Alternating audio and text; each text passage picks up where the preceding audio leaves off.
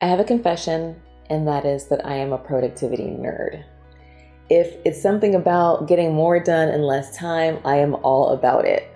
So today I'm going to share one of my favorite productivity tips with you.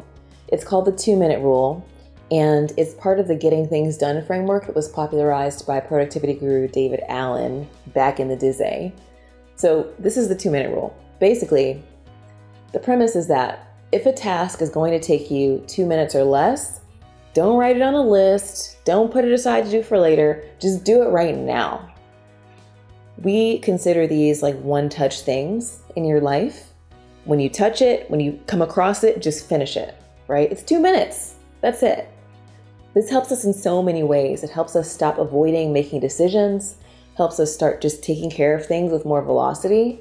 And that way, you kind of train your decision-making muscles for the bigger stuff. And you're kind of keeping things moving through your to-do list. So there's so much more I would love to share with you about productivity, but that's my tip for today. I hope it helps.